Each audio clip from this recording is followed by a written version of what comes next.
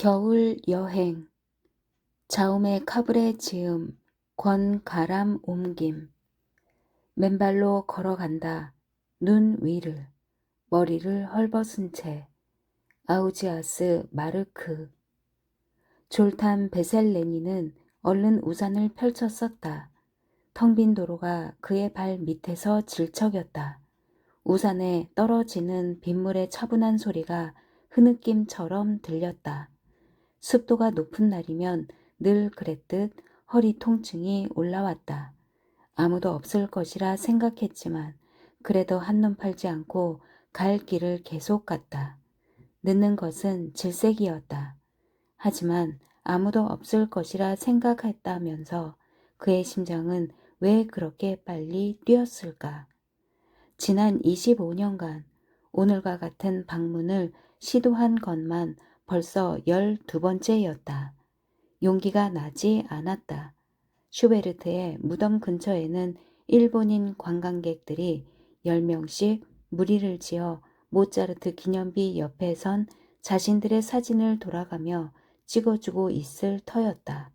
그 일대를 가득 메우고 주변 전체를 비디오 카메라에 담고 나면 7시에 슈크루트 식사가 예약되어 있다는 가이드의 재촉에 따라 황급히 빠져나가는 시기였다.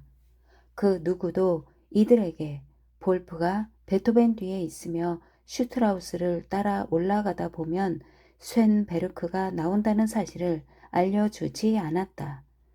알로이스 리텐슈타인의 무덤까지 도달하자 그의 심장은 터질 것 같았다. 달리기를 해서가 아니라 절망의 터널을 지나 매우 길었던 여행의 도착점에 가까워질 가능성이 희미하게 보였기 때문이었다. 약속 장소를 쳐다보기 전 그는 뛰는 심장을 가라앉히기 위해 숨을 잠시 참았다. 그 특별한 순간을 목격하고 싶은 듯 빗줄기가 거세지기 시작했다. 그리고 졸탄 베셀레니는 슈베르트의 무덤을 바라보았다. 사진에서 보았던 세피아 톤이 두드러지지 않는 것이 좀 이상했다.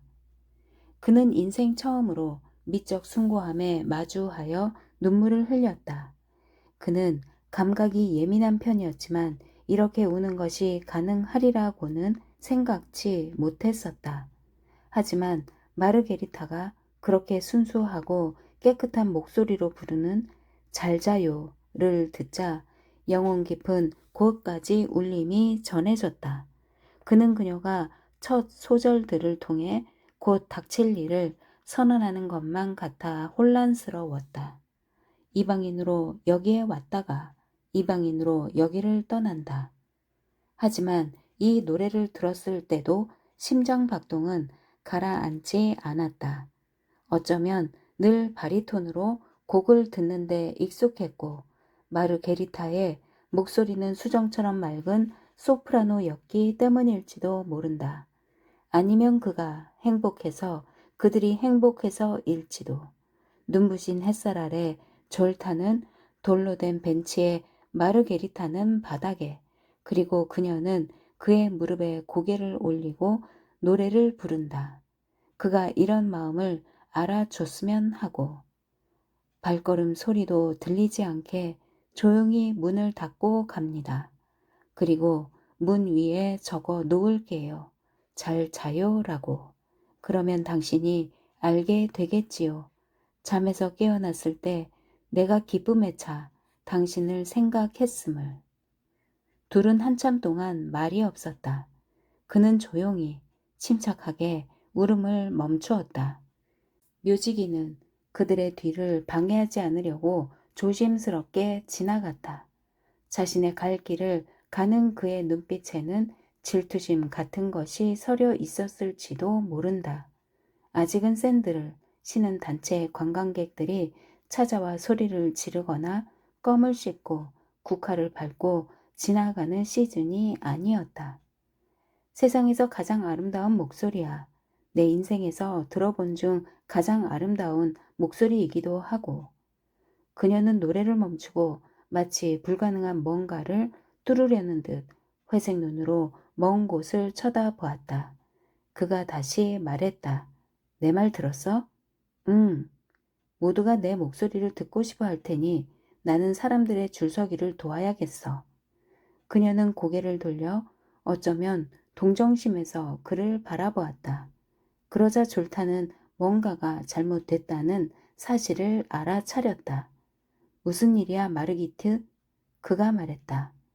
여전히 잘자요의 멜로디가 귓가에 맴돌던 마르게리타는 오후 3시 기차로 빈을 떠나야 한다고 말했다. 그녀는 도저히 참을 수 없을 것 같다며 기차역에서의 작별 인사는 원치 않는다고 했다. 그리고 미안, 미안, 미안, 정말 미안해. 미안, 미안해를 기관총처럼 연발했다. 그리고 심지어 여기서 마지막 인사를 하자 졸탄이라고 덧붙였다. 그는 놀라 입을 다물지 못했다. 다른 일도 아니고 이별이라니. 28일 동안 환상의 물방울 속에 사느라 너무나 바보가 된 탓에 환상의 물방울은 언제나 수많은 실망들로 터져 버린다는 사실을 까맣게 잊고 있었다. 시청 뒤에서 일요일 저녁에 열렸던 연주회에서 서로를 만난 이후 날짜를 세어보니 벌써 28일이었다. 불가능을 뚫는 듯한 회색 눈의 그녀는 혼자서 빈에 막 도착한 후였고 달콤한 웃음소리가 매력적이었다. 졸타는 벌써 한 학기를 보낸 상태였고 페스트를 그리워하다가 혹시 이 자리에 주인이 없는지 물어보는 그 목소리에 사랑에 빠지고 말았다. 그날 연주 곡목이 무엇이었는지는 기억나지 않았지만 그는 마르게리타가 베네치아 출신이라는 사실을 알게 되었다. 아니, 베네치아의 습한 날씨에도 그녀에게는 눅눅한 기운이라고는 하나도 없었다. 그리고 빈 국립 음대의 성악 과정에 지원해 보려 하는데 매우 어렵다고 들어서 도전에 실패하면 그냥 집에 돌아갈 거라고 괜찮다고 했다. 그리고 22살이라고 했고 소금에 절인 대구는 날 것으로도 요리된 것으로도 다져서 샐러드에 섞은 것도 그림 속 정물이라도 싫다고 했다. 그리고 리알토 다리 아래에서는 물론 자신이 잘 아는 노래지만 미안하게도 관광객들로 몸소리가 쳐져 질색이라고 했다. 그리고 빈에 혼자 왔고 그리고 그러니까 그래. 그녀도 그가 좋았다. 졸타는 숨이 가빠졌다. 그는 아직도 여행의 힘찬 기운이 남아 있는 듯한 여인의 질문에 소심하게 답했다. 응, 그래. 나도 26살이야. 피아노, 지휘, 그리고 독일어를 공부하는 중이지. 피아노는 레벨 10 과정의 수준 정도 돼. 맞아. 부다페스트를 출발하여 빈에서 한참 떨어진 곳으로 오는데 수많은 서류, 여권, 통행 허가증이 필요했지만 사실은 다뉴브 강을 타고 4시간만 가면 되는 거리고 그래도 4시간은 외로움을 느끼기에는 충분한 거리라고 얘기해 주었다. 민트하 시벤벨 포이트 볼러 토버 저버롯이 벨치에시 너지 볼트 두어 응, 모든 외국인들이 헝가리어가 어렵다고들 하지만 부다페스트, 포니오드, 에게르에서는 어린이도 문맹도 유창하게 구사하는 언어지. 그래 맞아. 다뉴브를 헝가리어로는 두너라고 해. 전 세계에서 그리고 인생에서 다뉴브만큼 이름이 많은 강도 없을 거야. 응, 난 뭐라도 크거나 대단하면 인생에서라는 말을 붙이는 경향이 있어. 아이고, 아니야. 내 독일어는 아직 정말 형편없어. 아니, 이탈리아어는 한마디도 못해. 미안해. 연주회가 끝났을 때 그녀는 좋아. 만나서 반가웠어 라고 말했고 그는 아니, 좀 더 얘기를 나눴으면 좋겠는데 했다. 그러자 그녀는 그러지 않는 게 좋겠어. 그냥 각자가 갈 길을 가자라고 말했다. 졸타는 참을 수 없다는 듯 힘차게 그럴 순 없어 라고 말했고 그녀는 슬픈 눈빛으로 그를 바라보는 대신 먼 곳을 응시하며 넌 내가 누군지 잘 모르잖아 라고 했고 그는 널 태어날 때부터 알았거든 이라고 대답했다. 그렇게 그들은 각자의 갈 길을 가지 않았다. 28일 중 그들이 떨어져 있던 때는 졸탄이 그녀를 국립음대 문 앞에 데려다주고 빨리 시립음대로 달려가 시립음대에서 유일하게 허용하는 최상의 소리를 내기 위해 피아노만 매일 30시간을 연습해야 했던 때뿐이었다. 졸탄은 더 이상 고향이 그립지도 슬프지도 않았다. 슈베르트링 거리나 시립공원을 산책할 때도 기쁨이 바로 옆에 있었고 특별한 목적지 없이 그냥 어슬렁거리며 산책을 할 때도 그의 인생에 어떻게 그런 보석이 존재할 수 있는지 신기하다고 생각했으며 반대편으로 고개를 향하고 있던 조용한 마르게리타는 슬픈 눈빛으로 불가능이라도 뚫어버릴 듯 먼 곳을 바라보다가 자신을 향한 눈길이 느껴지면 부드럽게 웃음 짓곤 했다. 그는 독일어 수업에 신경을 덜 쓸 수밖에 없었는데 왜냐하면 피아노를 연습하고 남은 모든 에너지는 넘치는 행복에 숨막혀 죽지 않도록 호흡을 고르는데 써야 했기 때문이다. 그리고 28일째 그들은 베토벤, 브람스 그리고 그의 동료들이 묻혀 있다는 중앙묘지에 가기로 했다. 묘지로 가는 길에 트램에서 그녀는 말이 없었고 멍한 상태로 창밖을 바라보며 그의 손을 꼭 잡기만 했다. 갑자기 어른이라도 된 듯. 그녀가 그렇게 말이 없기는 처음이었다. 그녀의 시선은 끝없는 허공으로 뻗어 나가는 중이었다. 이제 그는 돌로 된 벤치에 입을 벌리고 앉아 세상에서 가장 아름다운 목소리가 들려주는 슬픈 사랑의 노래를 듣고 난 후 환상의 물방울이 터져버린 상황에 처했고 왜, 마르기트, 왜 그러는 거야? 라고 물었다. 그러자 그녀는 아주 차분하게 죽음을 앞둔 자의 체념과 같이 음악 공부를 하러 빈에 온 것이 아니라 머리를 식히러 결혼을 하고 싶은지에 대한 확신이 없어 생각의 환기를 위해 온 것이라고 말했다. 내가 결혼을 한다고? 내가? 그래, 보름 후에. 누구랑? 내 남편이 될 사람하고. 너한테? 졸탄의 입이 더 벌어졌다. 응. 하지만 내가 사랑하는 사람은 나잖아. 그래. 하지만 그도 사랑해. 난 그와 결혼해야 해. 망설이다가 말했다. 이제 알겠어. 아주 무거운 침묵 후 말을 이었다. 미안해. 이제는 졸탄의 캄캄한 시선이 허공을 뚫고 있었다. 그녀는 왜 혼자 망상에 빠져 있었냐고 그를 비난할 용기가 나지 않았다. 왜냐하면 그 누구도 헛된 꿈을 키우기 위해 28일이라는 시간을 낭비하고 싶지는 않았을 것이기 때문이다. 너 실수하는 거야, 마르기트. 아니야, 내가 무슨 짓을 하는지 잘 알아. 그를 향해 고개를 돌린 그녀는 그의 무릎에 손을 올렸다. 내게 상처를 줬다는 거 알아. 하지만 나는 졸타는 손으로 그녀의 입을 막았다. 그들은 모차르트 기념비의 그림자가 조용히 자리를 바꿀 때까지 그렇게 있었다. 갑자기 피아노와 오케스트라 지휘에 대한 흥미가 싹 사라졌고 페스트에 대한 그리움도 순식간에 사그라들었다. 갑자기 그에게는 빈이 그리운 곳이 되었다.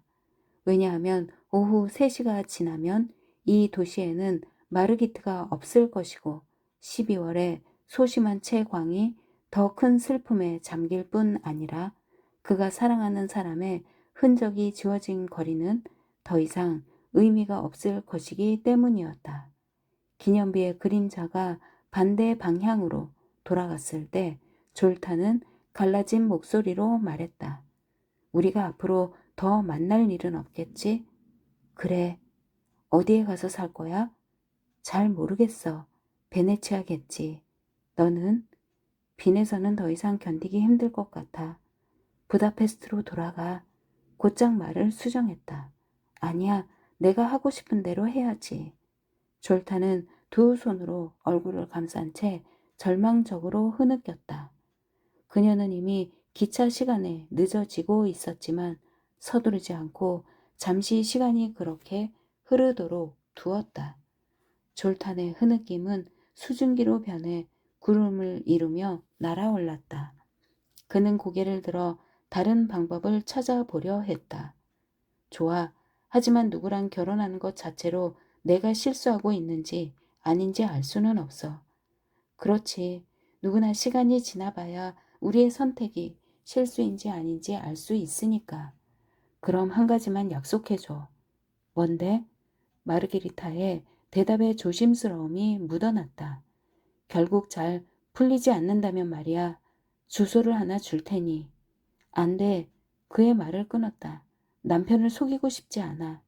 내가 내 남자라고. 아무도 속이고 싶지 않아. 하지만 날 속였잖아. 그녀를 보지 않은 채 그가 말했다. 그럼 그동안 학교에서는 뭘 했니? 앞문으로 들어갔다가 뒷문으로 나왔지. 망설임 없이 하지만 약간의 부끄러움을 담아 그녀가 말했다. 그러고는 걸었어. 생각이 많아서 내가 올 때까지. 졸타는 믿을 수 없다는 듯 시선을 거두며 내게 거짓말을 하지 말았어야지 라고 말했고 그녀는 아무 대답도 하지 않았다. 졸탄의 말에 수긍하는 방식의 하나였다. 새로운 소식들에 슬퍼해진 해는 조용히 두꺼운 구름 뒤로 숨어버렸고 기념비의 그림자도 자취를 감추었다. 그들은 눈치채지 못했다. 그럼 다른 걸 약속해줘. 궁금하다는 듯 그를 바라보며 그녀는 그의 말이 계속되기를 기다렸다. 약속해줘. 지금으로부터 25년 후. 그는 시계를 보았다. 오늘과 같은 날짜 12월 13일 정오 12시. 슈베르트의 무덤 앞에서 만나자. 왜? 25년이면 모든 게 다 끝날 있을 거야. 하지만 우리가 그때까지 살아있다면 서로 실수를 한 건지 아닌지 얘기해 줄 수 있지 않을까? 그녀는 한참 생각하더니 숨을 내쉬었다. 우리가 실수했는지 아닌지 서로 얘기해 주기 위해 만나자고. 그녀의 얼굴에 희미한 미소가 떠올랐다. 좋아. 그녀가 말했다. 약속하는 거지? 약속해. 맹세해. 맹세합니다. 둘 중 누구도 뭔가를 덧붙일 힘이 없었다. 그렇게 유언처럼 그들의 대화는 끝났다. 72번을 타고 빈으로 돌아오는 길은 그곳을 떠날 때보다 조용했다. 막 몰려든 구름으로 가득 채워진 하늘은 첫눈을 내려보내겠다고 도시를 위협하고 있었다. 이상하게도 아직 첫눈이 내리지 않고 있었다. 빈 사람들은 의심의 눈초리로 하늘을 흘긋 쳐다보며 길을 걸었다.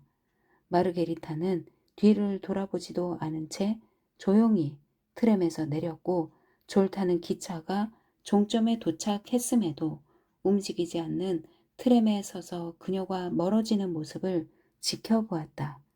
맨발의 그녀는 드렐라이어를 흔들거리며 빈 동전통을 들고 혼자서 그리고 슬프게 눈 사이를 걸어가고 있었다. 빈 중앙 묘지에 내리는 비는 후두둑 졸탄의 우산을 세차게 때렸다. 그는 꼼짝 않고 정면을 응시했다. 슈베르트의 무덤 앞에는 아무도 없었다. 대체 넌 25년 전의 맹세를 지켜야 한다고 생각하는 멍청이가 이 세상에 있을 거라고 믿었단 말이니? 만약 그녀가 죽었다면? 캐나다에 산다면? 졸타는 그녀가 그 약속을 기억하지 못해 그곳에 나타나지 않을 경우가 가장 두렵다는 사실을 인정하고 싶지 않았다.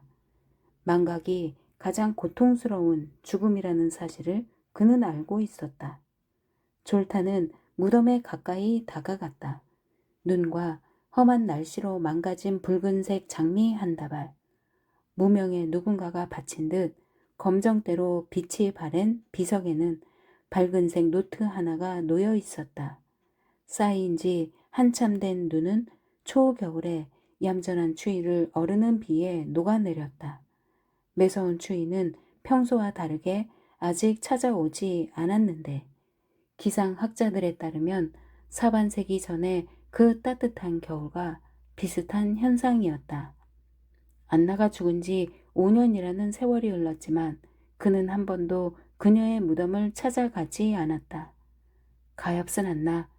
그녀가 몰랐던 것은 졸탄이 진심으로 그녀를 사랑했지만 그에 집착하는 듯한 눈빛은 그녀의 어깨 위를 스쳐 지나 마르기트에 대한 기억에만 정확히 꽂혔고 그가 마르기트를 도무지 머릿속에서 지워버릴 수 없었던 것은 28일간의 숨 막히는 사랑을 통해서만 그녀가 각인되었기 때문이었다. 졸탄 베셀리니는 마르기트가 사라졌음에도 빈을 떠날 수 없었다. 실컷 울기 위해 그리고 두너 강으로 변할 도나우 강이 흐르는 것을 지켜보기 위해 다뉴브강 기슭 도나우 슈타트 옆에 아파트로 이사를 했고 시립음대에서 기억에 남을 독주회를 2번 정도 했으며 2명의 친구들과 아주 굳건한 우정을 다져나갔는데 특히 같은 과정에서 공부하는 가장 어리면서도 괴물 같은 놈, 연주 실력이 너무 뛰어나 실수라고는 모르는 언제나 긴장을 유지하며 좀 떨기는 하지만 눈빛에는 늘 광채가 도는 그 친구가 있었고 졸타는 그에게 이바 페테르, 명심해. 음악은 우리의 행복을 위해 존재하는 거야 라고 말하곤 했다. 음악이 내 행복을 집어삼키면 음악을 버려. 그러면 페테르는 그 말을 끔뻑끔뻑 눈으로 집어삼키며 그를 이해하지도 못하겠고 그의 충고를 받아들이지도 못하겠다는 표정을 지었다.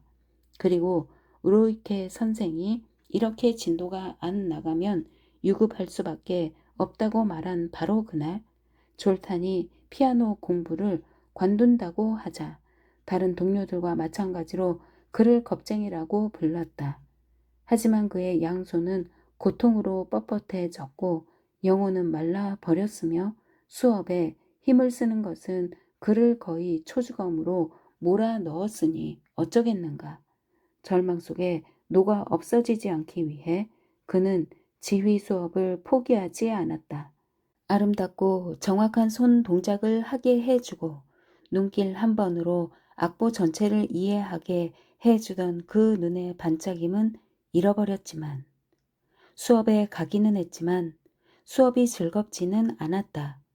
단 하나의 예외는 음악학에 관련된 과목들이었는데 그 수업에서는 마르기트 이전 세기로 돌아갈 수 있는 고문서를 뒤적거릴 수 있었기 때문이었다. 그것은 양손을 주머니에 푹 쑤셔 넣고 문드러진 희망과 함께 패스트로 돌아가지 않고도 현실로부터 도망칠 수 있는 하나의 자구책이었다.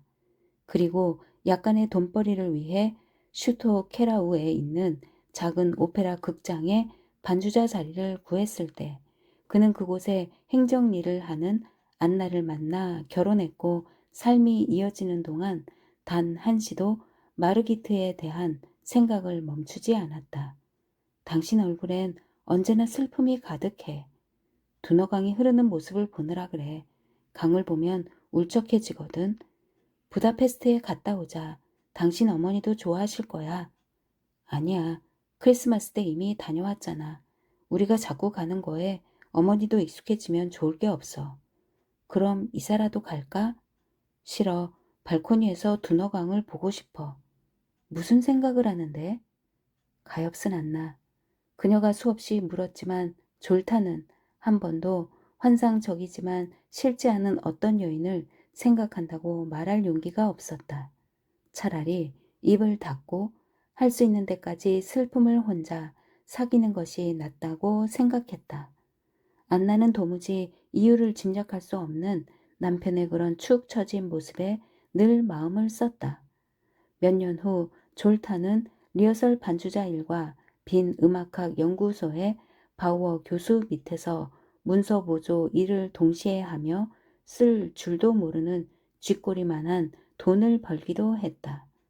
그렇게 늘 생기 없는 그였지만 예기치 못하게 죽음을 맞은 건 안나였다. 기운이 넘치고 아픈 적도 없으며 모든 것이 착착 맞아 떨어지도록 지쳐 나가 떨어질 때까지 일을 하는 사람이 바로 그녀였다. 어느 날 그녀는 머리가 아프다며 아주 많이 아프다며 말했다. 졸탄, 앞이 안 보여. 병원에서는 그들의 눈을 맞추지도 않고 지체 없이 그들을 안심도 안심시키며 그녀를 입원시켰다. 그 길로 그녀는 병원을 나오지 못했고 불쌍한 안나. 나는 그녀가 죽고 나서야 비로소 그녀를 위해 울었다. 슬픔 속에 살아가야 하는 남은 자들에게 짐이 되기 싫다는 듯 안나는 너무나 빨리 가버렸다. 그를 사랑했으며 그의 알 수 없는 슬픔에 대한 복잡한 설명, 어쩌면 불가능한 설명들을 파헤치려 하지 않고 그저 존중한 그런 여인의 소리 없는 퇴장이었다. 그런 죽음 후에도 졸타는 단 한 번도 그녀가 묻힌 곳을 찾아가지 않았다. 그는 여전히 발코니에 서서 파이프 담배를 손에 든 채 다뉴브 강만을 바라보았다. 마르기트에 관한 기억에 깊은 죄책감이 덧씌워졌다. 왜냐하면 15년의 결혼 생활 동안 그는 한 번도 웃은 적이 없었고 웃으려 노력해 본 적도 없었기 때문이다. 어쩌면 집 안에 부재했던 웃음이 안나의 머릿속 울혀를 만들어낸 건 아닐지. 그 긴 시간 동안 안나는 삶은 아름다운 거라고 괜찮을 거라고 믿으며 살았다. 졸탄도 언젠가는 알 수 없는 그것으로부터 기운을 회복할 거고 그러면 모든 것이 달라질 테지. 프라테르 주변을 함께 걷고 하일리겐 슈타트에도 가서 예쁜 집들을 보고 우리 집이라 꿈도 꿔보고 그라벤 거리에서는 다른 사람들처럼 초콜릿 아이스크림도 먹을 거야. 안나의 죽음 후 공교롭게도 바우어 교수도 은퇴를 했고 졸탄, 베셀리는 마르기트에 관한 모든 것 그리고 심지어 상처가 아무는 것을 방해하는 그 오랜 시간 동안 머릿속에서 그를 불편하게 했던 약속마저 잊기 위해 필사적으로 연구에 매달렸다. 게다가 그는 인두염을 걱정하는 이류 가수들을 위해 피아노를 초견으로 쳐주는 일에도 신물이 났다. 그 가수들은 그를 쳐다보지도 그에게 고맙다는 소리도 할 줄 몰랐다. 왜냐하면 피아노 반주자란 항상 정확해야 하고 독자적인 슬픔도 비밀스러운 희망도 가져서는 안 되며 오줌이 마려워서도 안 되는 그저 리허설을 위한 피아노의 한 부분에 불과하기 때문이다. 같은 작품을 수백 번 반복하는 것도 지겨웠다. 공연이 있는 토요일, 일요일을 빼고는 매일 6시간씩 등을 구부리고 앉아 있어야 하는 연습실에 더럽고 시퍼런 벽을 쳐다보는 것도 진절머리가 났다. 음악이 자신의 상태처럼 슬픈 활동이 되어가는 것도 몸서리가 나자 그는 마르기트가 자신에게 한 것처럼 뒤도 돌아보지 않고 극장 일을 그만두었다. 완전히 연구에만 매진한 지 몇 년 후 그는 그 기억을 아주 얇은 수술용 거즈에 싸서 봉 앞에 둘 수 있게 되었고 그가 현재 음악학 분야에서 누리는 명성을 얻게 해준 두 번의 행운을 만났다. 빈 시내의 음악학 연구소를 떠나지 않고도 성공한 두 가지의 발견이 그것이었다. 비가 세차게 퍼붓던 어느 오후 세기 초에 정식 간행된 신문을 뒤적이던 중 그는 곰팡이가 약간 피기는 했지만 읽는데 전혀 지장이 없는 슈베르트의 알려지지 않은 가곡의 악보를 하나 발견했다. 작곡가 자신이 직접 기록한 것으로 유럽 칼세라는 제목이 달려 있었고 1820년에 작곡된 것이었다. 악보 옆에는 그린징에서 선술집을 운영하는 마티아스 홀바인이라는 자가 순진에 빠진 슈베르트가 이름을 알 수 없는 어느 성격 급한 여자와 함께 그의 가게에 들러 소란을 피우고 간밤의 값으로 받은 악보임을 확인한다는 메모가 남겨져 있었다. 그리고 그 곡은 소란이 있었던 다음날 작곡가의 주머니가 두둑하지 않다는 사실을 확인했을 때 1시간이 좀 안 되는 시간 안에 작성되었다고 덧붙여져 있었다. 마티아스 씨는 20년이 지난 후 정확히 얼마인지 알 수 없는 값을 받고 빈 씨의 악보를 넘겼다. 시청의 형편없는 책임자들은 한 세기하고도 반세기가 더 지나 비가 세차게 퍼붓던 어느 오후 어느 슬픈 헝가리인 음악학자의 명성을 굳건히 하는데 도움을 주기 위해 그 악보를 문서 다발들 사이에서 잃어버린 것이 틀림없었다. 또 다른 발견은 그보다 나중에 이루어진 것으로 음악사의 수많은 통념들을 바꾸어내며 전 세계적인 반향을 불러 일으켰다. 오르간 연주자 카스파워 피셔가 1828년 노쇠하여 죽음을 맞이하며 빈 씨에 기증한 악보 중에는 그가 직접 그려넣은 아주 독특한 시랄의 시도의 주제로 구성된 악마적인 대위법의 악보가 있었다. 이 주제로 이루어진 7개의 변주곡은 캐논 형식이었고 완벽하고 지적이며 아이디어가 꽉 차 있었고 꽤나 서정적인 데다 거장들에게서만 찾아볼 수 있는 확신이 묻어났으며 그걸 듣는 누구나가 범조성의 언어를 느낄 수 있었다. 쉔베르크보다 80년이나 앞선 것이었다.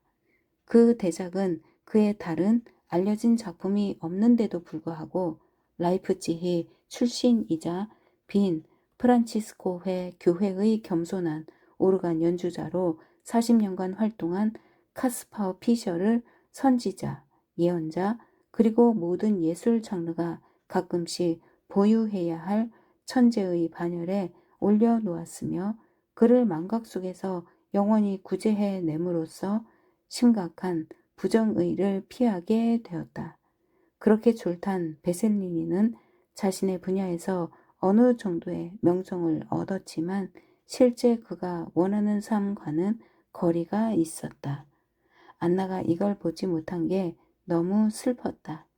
피셔의 주제 선율 시랄의 시도로 된 아무런 의미가 없는 바데시를 이리저리 생각하던 어느 날 또 다른 행운이 그가 기도하던 중에 찾아왔다. 게이름의 순서를 이리저리 뒤바꾸어 가며 에너그램 놀이를 하던 중 레시라 도시의 순서 조합을 찾아낸 것이다. 새로운 게이름의 연결을 상상해 보기도 전에 전화벨이 울려 집중력이 흐트러졌다. 또 다른 행운의 전화였다. 크로이처 선생이 어디에서도 구하기 힘든 라포르그의 겨울여행 초판본이 자신의 손에 들어왔다고 알려준 것이다. 그는 두말할 것도 없이 가격 흥정도 생략한 채 책을 사들였고 궁금증을 참지 못하고 혹시나 가곡 유럽 칼세의 미 출판본을 간접적으로라도 언급하지 않을까 책의 페이지를 대충 뒤적였을 때 누런색을 띠고 너덜너덜해진 동물 형상이 새겨진 책갈피 하나를 발견했다. 얼마나 오랜 시간 동안 거기에 꽂혀 있었는지 누가 알겠는가. 책갈피는 마침 슈베르트의 무덤이 나온 세피아색 사진이 들어있는 페이지에 꽂혀 있었다. 그 즉시 수술용 거즈가 풀어지며 그의 모든 기억들이 허락도 없이 그의 위로 쏟아져 내렸다. 사진에는 몇몇 사람들이 함께 서 있었다.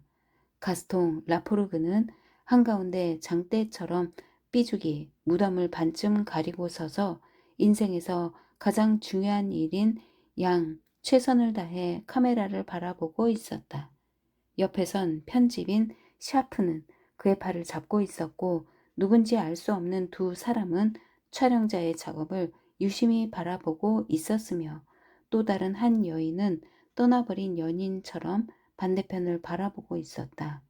무덤 부분을 유심히 살피던 졸탄의 눈에 마르기트의 얼굴이 비쳤다. 6년 남았어.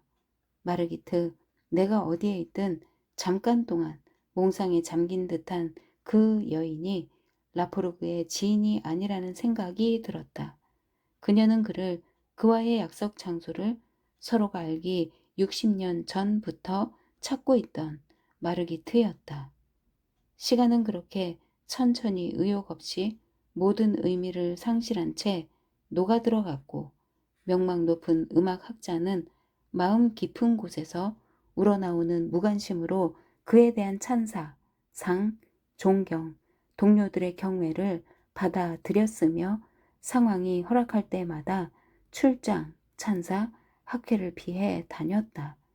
망각이라는 것이 너무나 버거웠던 그에게는 그저 비가 오는지 눈이 오는지 낙엽이 지는지 해가 뜨는지를 알려주는 창가에 앉아 시간이 가기만을 안절부절 기다리며 타인의 기억 속에서 잊힌 것들을 구제하는 일이 더 맞았다.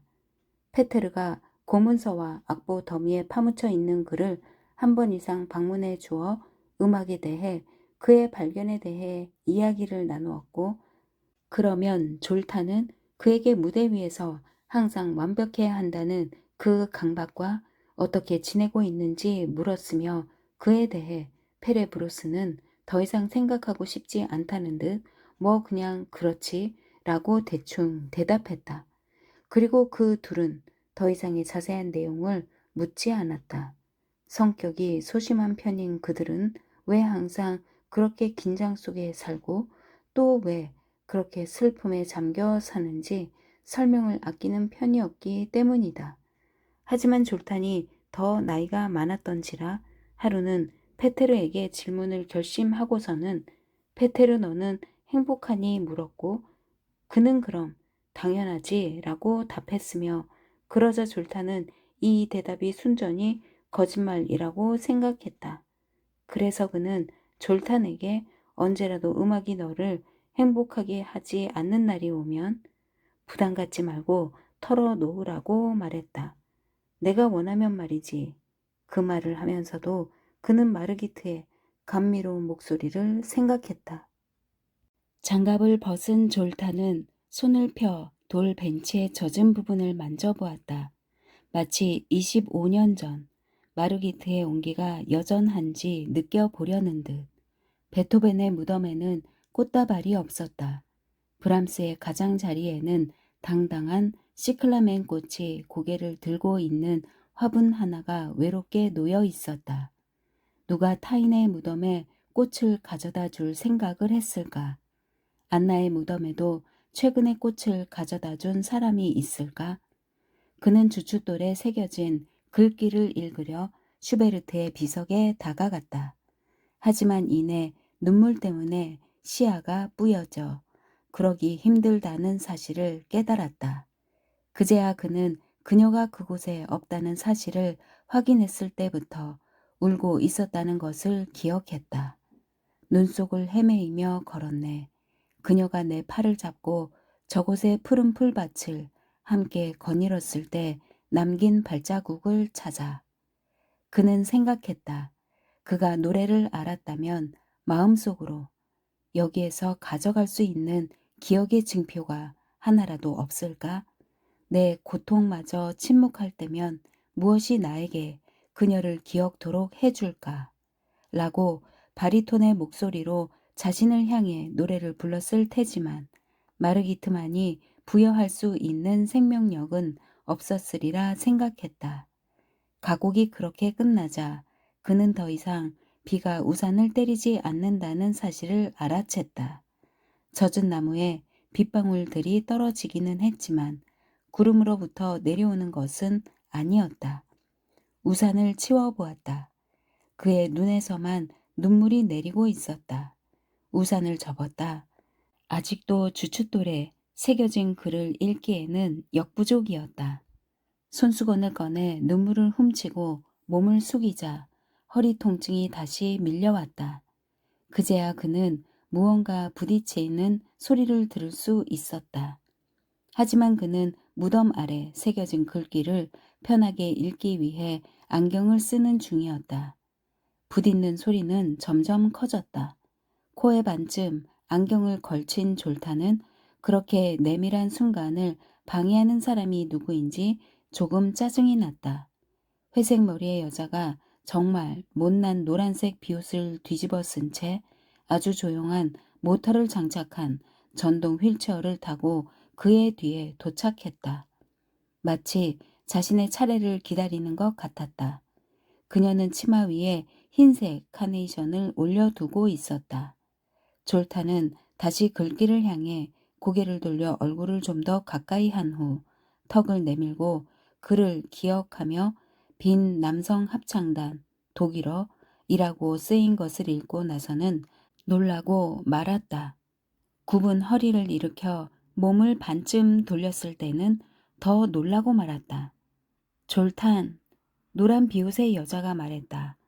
회색 머리, 슬프고 깊은 그 눈빛, 깨끗한 피부, 마르기트. 사랑, 내 사랑. 내가 오지 않을 거라 생각했어. 25년의 세월이 그렇게 빨리 지나갔구나. 마치 아무 일 없었던 것처럼 우리가 이렇게 다시 만났으니. 졸타는 입이 더 크게 벌어진 채로 코에 걸쳐져 있던 안경을 벗었다. 마르기트, 그는 그녀에게 다가가 고개를 그녀 쪽으로 기울여야 했다.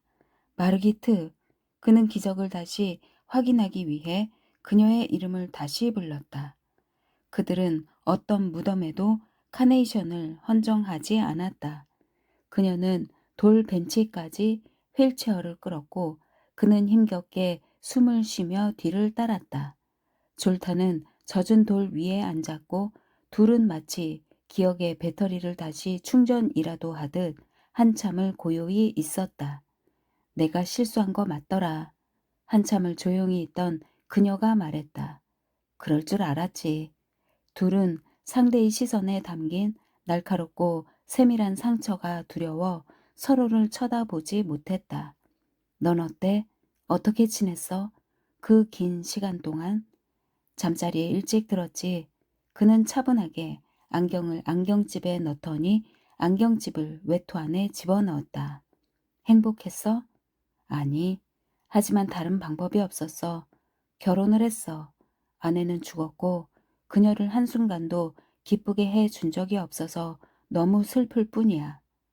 마르게리타는 마치 그의 슬픔에 위로가 되기를 바란다는 듯 카네이션 한 송이를 건넸다. 가엾은 여인. 그녀가 숨을 내쉬었다. 둘은 말이 없었다. 모차르트의 기념비는 시간의 흐름을 알려줄 수 있는 어떤 그림자도 내주지 않았다. 너는 2년 정도 지나고 이혼했어. 이제는 그의 시선이 아무도 모르게 불안하고 놀란 듯 흔들렸다. 왜 나를 찾아오지 않았어? 그가 끼어들었다. 찾으러 갔었어. 하지만 어디로 가야 하는지 모르겠더라. 내 말대로 강을 따라 내려가 부다페스트로 갔어. 마르게리타는 눈을 크게 뜨고 무덤이 아닌 정면을 바라보며 자신의 이야기에 집중하는 모습이었다. 성도 모르는 널 어떻게 찾으라는 거였니? 페스트의 리스트 음악학교에 가보니 이름이 전부 졸탄이던걸. 정말 그랬단 말이야. 절망에 빠진 졸탄이 낮은 목소리로 말했다. 내 흔적 같은 건 아무것도 없었어. 아무 흔적도. 그래서 그냥 여기에 머물게 된 거야. 최소한 내 기억의 근처라도 맴돌려고. 넌 어디 살아? 이곳에서 살았다고? 상처 입은 그는 항의하듯 말했다. 그제야 졸타는 그녀를 정면으로 바라보았다. 그녀의 슬픈 눈이 그의 상처를 파고들었다. 그리고 그녀의 시선에는 찢어질 듯한 아픔이 담겨 있었다. 최근 20년간 난 노래를 관뒀어. 음악 세계 자체를 떠났지. 왜냐하면 최근 20년간 빈에 살았단 말이야. 그가 그녀의 말을 끊었다. 하일리겐 슈타트에서 널 생각하며. 졸타는 자리에서 일어나 믿을 수 없다는 듯 한숨을 내쉬었다. 다시 자리에 앉았다. 하일리겐슈타트. 그는 확인하려는 듯 다시 말했다. 그래, 예쁜 집에서. 그는 혼란스러움에 머리를 흔들었다. 안나가 말하기를 그는 아무것도 아니며 조용하겠다고, 그냥 포기하겠다고 내가 계속 말하라는 뜻으로 다시 고개를 흔들었다. 응, 예쁜 집에서. 베토벤의 집 근처야. 하지만 사고가 난 후에는 엘리베이터가 있는 시내 중심에 아파트로 집을 옮겼어. 졸타는 처음으로 그녀의 휠체어를 바라보았다. 뭔가를 말하려 입을 열었지만 같은 생각이 다시 강박적으로 돌아왔다. 20년 동안이나 같은 신호등과 프라터 놀이공원의 대관람차를 함께 바라보았다니. 한 번도 타본 적은 없어. 내가 여기 있는 줄 몰랐어. 20년 동안 있었어. 결혼은 다시 했어? 아니. 하지만 새로운. 그녀는 말을 멈추고 대화의 주제를 바꾸었다. 널 계속 찾아. 왜 날 떠난 거야? 졸타는 마음속 깊이 상처를 입은 채 그녀의 말을 끊었다. 내가 그렇게 그리웠다면서. 난 항상 그랬어. 하지만 예전에는 그 이유를 나도 몰랐지. 그럼 지금은? 이제는 알아. 이유가 뭔데?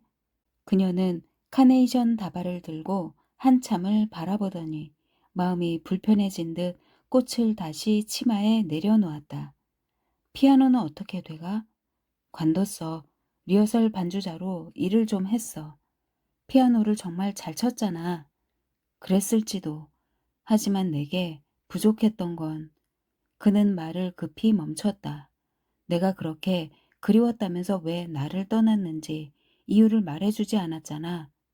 그녀는 말이 없었다. 졸탄에게 솔직해지기가 너무 힘들다는 듯.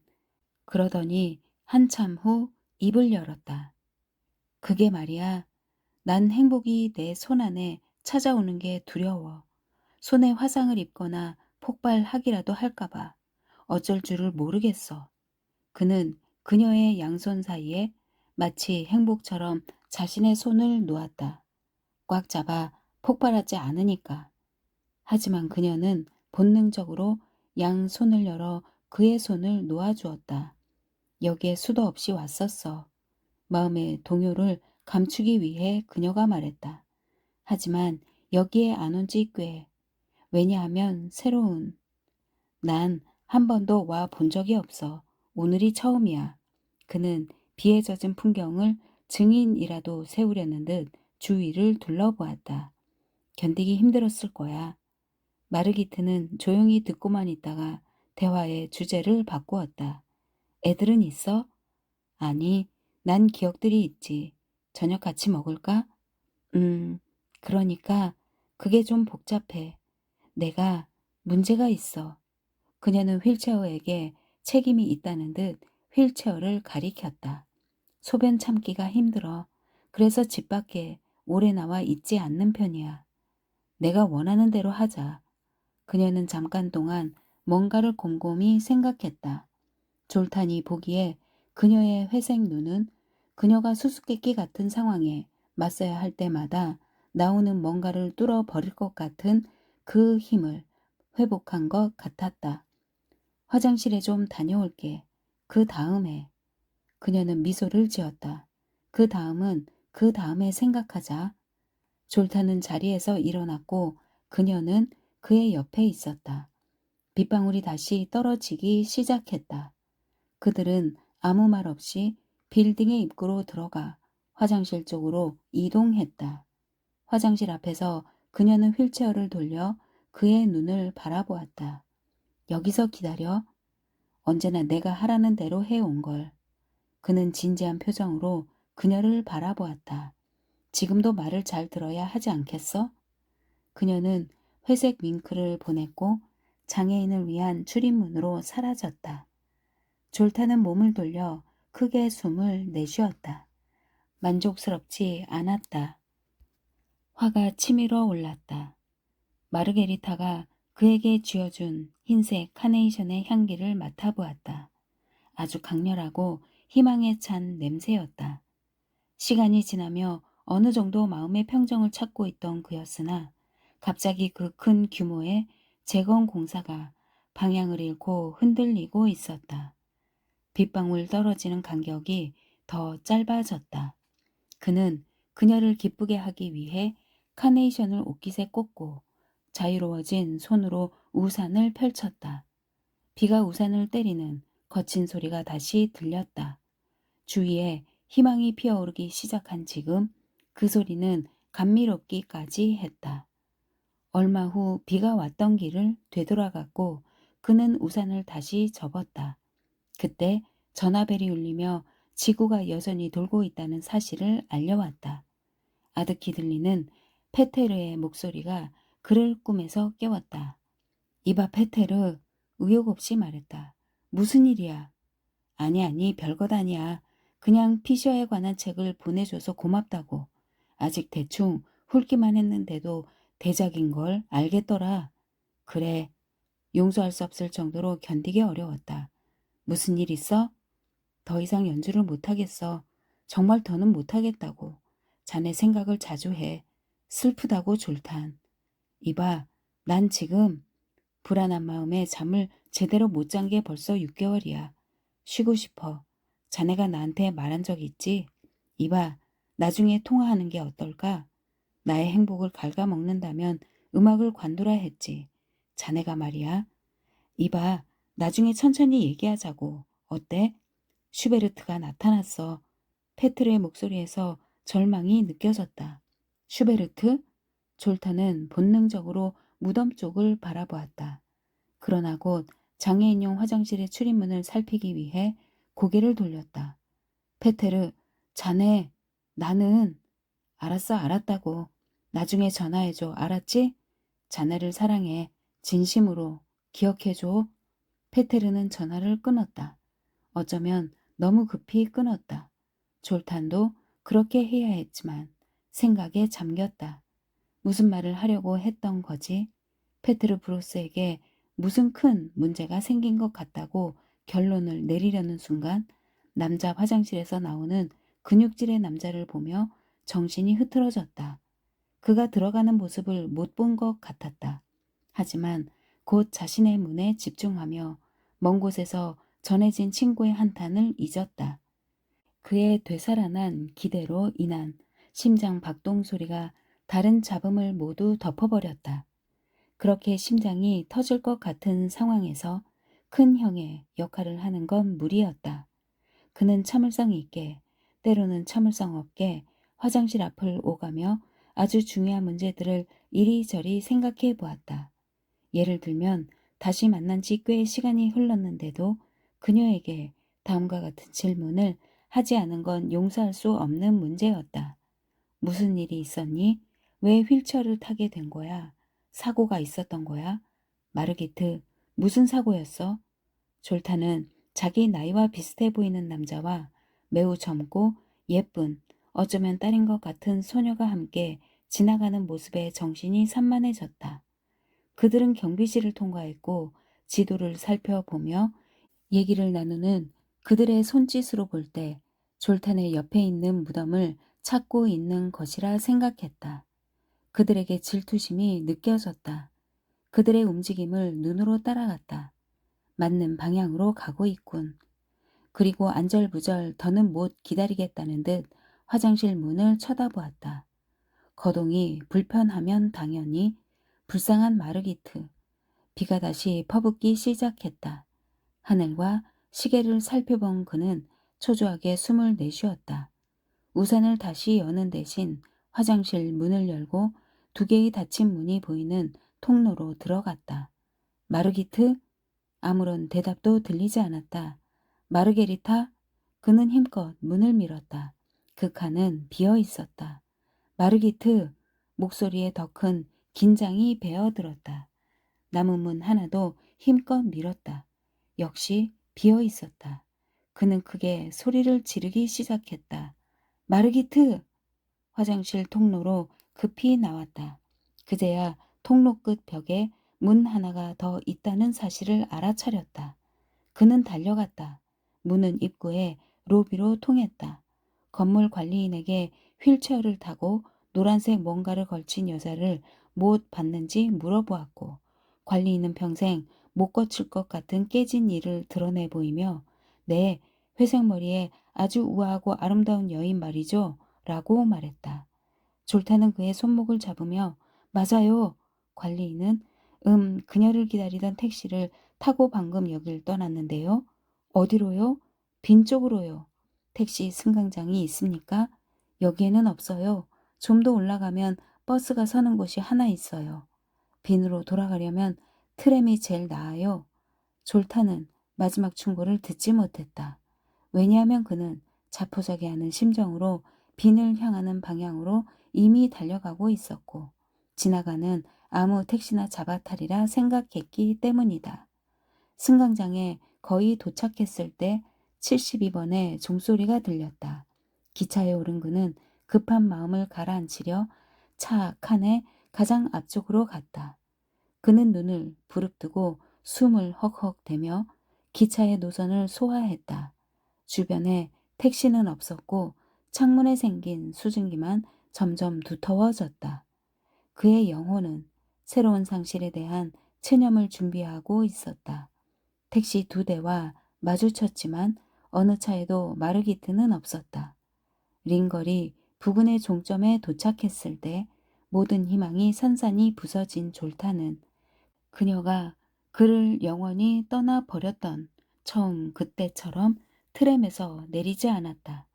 고개를 푹 숙인 그가 울기 시작하자 옷깃에 꽂아두었던 흰색 카네이션의 싱그러운 향기가 잔인한 바람처럼 불어왔다. 마르기트는 또 다시 녹아 없어져 버렸다. 마르기트, 이름이 마르게리타이며 행복을 마주하면 항상 도망가 버리고 지금 현재는 시내 중심, 엘리베이터가 있는 집에 살고 있다는 사실밖에 알고 있는 게 없는 그녀였다. 기관사는 백미러로 그를 흘낏 보았고 소란을 일으키기 전 시간이 좀 지나도록 두는 게 낫겠다고 생각했다. 졸타는 다시 정신을 차리고 숨을 깊이 들이쉬며 좌석 등받이에 몸을 기댔다. 그리고 지저분하고 수증기가 낀 창문으로 고개를 돌렸다. 마치 흥청망청 밤의 파티라도 즐기고 온 목유병 환자처럼 넥타이는 느슨했고 환희의 카네이션을 옷깃에 꽂은 채 알코올 중독자처럼 눈빛은 초점을 잃고 흐리멍덩해져 있었다. 그는 머릿속에 맴돌던 노래, 발걸음 소리도 들리지 않게 조용히 문을 닫고 갑니다. 그리고 문 위에 적어 놓을게요. 잘 자요. 를 떠올리며 떨리는 손가락으로 창문에 서린 안개에 잘자 마르기트라고 썼다. 그렇게라도 내가 너를 생각했음을 내가 알아주었으면 좋겠다. 졸타는 글자들 사이로 어떤 백발의 노인이 드렐라이어를 손에 든 채 저 멀리 행복했던 시간들을 응시하며 꽁꽁 엉기를 걸어가는 모습을 어렴풋이 보았고 노래를 부르기 시작했다. 마침내 기관사는 화가 나 그 술주정뱅이를 자신의 트램에서 쫓아내겠다는 듯 자리에서 일어났다. 졸타는 자신 없는 바리톤의 목소리로 아주 깊은 고통의 심연으로부터 흘러나오는 노래를 불렀다. 이야기 속 노인이여 같이 길을 걸어도 되겠습니까? 내가 노래를 부르면 같이 연주를 해 주시겠습니까? 그는 눈물이 흐르도록 두고 창문에 적힌 글자들 사이로 도시의 파편들을 보려 했지만 보이지 않았다. 그는 그곳을 영원히 떠나지 못하리라는 것을 알았지만 이제는 더욱더 견디기 힘든 곳이 되리라는 것도 알았다. 기관사가 정신 차리고 기차에서 내리라며 위협적으로 말하는 동안 지워진 기억 깊은 곳에서 아주 오래전부터 간직해 두었던 시랄의 시도가 허밍으로 터져 나왔다.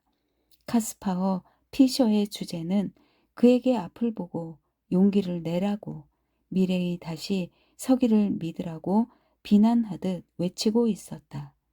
만일 사랑하는 마르기트를 생각하지 않고 사는 힘에 대한 창가가 있다면 바로 그것이었다. 그리고 운전사의 압박에 항복하여 생각을 접고 자리에서 일어났다. 카스파우 피셔와 같은 선지자를 흉내내기에는 너무나 부족했다. 그는 그저 평범한 인간일 뿐이었다. 그제야 그는 다른 방법이 없다는 것을, 빈을 떠날 수 없다는 것을, 인생은 하나의 경로도 목적지도 아닌 여행이며 우리가 사라질 때는 그 위치가 어디든 우리는 언제나 여행의 중간 지점에 있다는 것을 이해했다.